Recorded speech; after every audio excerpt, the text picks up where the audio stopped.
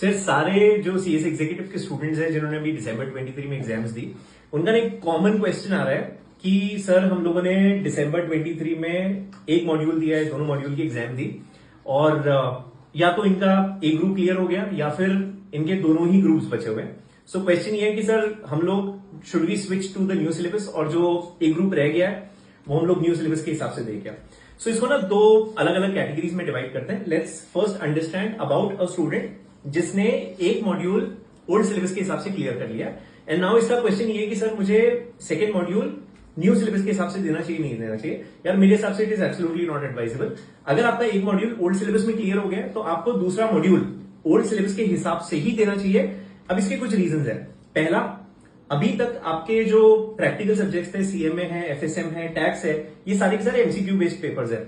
अब जिस मोमेंट पे आप इसको स्विच करने की बात करते हो ना, तो सीएएफएम और टैक्स ये दोनों के दोनों आपके डिस्क्रिप्टिव पेपर्स हो जाते हैं। स्टूडेंट्स को ऐसा लगता है कि उनका एडवांटेज है कि सीएमए एफएसएम की जगह दो की जगह एक सब्जेक्ट हो गया, but that paper is now descriptive.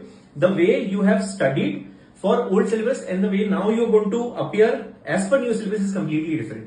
So I don't think so it's in any way advisable कि आप यहां पर स्विच करो and you should continue with old syllabus only first. अच्छा, फिर सेकंड एक और रीजन है कि सपोज कोई स्टूडेंट ऐसा है जिसने ओल्ड सिलेबस में let's say for example module 1 clear कर लिया। अब इसका मॉड्यूल 1 में टैक्स क्लियर हो गया होगा, सो आपका टैक्स न्यू सिलेबस में ग्रुप 2 में है। So now what we are left with is in new syllabus आपका मॉड्यूल 1 में एक ही सब्जेक्ट है विच इज सीएएफएम और ओल्ड सिलेबस में you got two subjects which is CMSL and ECIL. CMSL ECIL comparatively clear करना आसान है क्योंकि दो सब्जेक्ट्स है, तो ऑब्वियसली एक सब्जेक्ट में 50 और दो सब्जेक्ट में 100 लाना, दो सब्जेक्ट में 100 is always better. But the problem is in that case आपको सीएएफएम जो अकेला सब्जेक्ट है, the passing percentage would not be 40, it will be 50 and the same goes for the student जिसने सेकेंड मॉड्यूल क्लियर कर लिया। उसके लिए भी सेम प्रॉब्लम है कि अगर उसका सेकेंड मॉड्यूल क्लियर हो गया तो न्यू सिलेबस में उसको टैक्स अब यहां पर ग्रुप 2 में देना है। सो अकेले एक सब्जेक्ट में उसको 50 लाने पड़ेंगे, टैक्स में 50 लाने, which is a descriptive paper, again very challenging. और बाकी 3 सब्जेक्ट्स आपके ग्रुप 1 के दैट रिमेन्स, एसबीसी है आपका, कंपनी लॉ है और आपका जेआईजीएल है।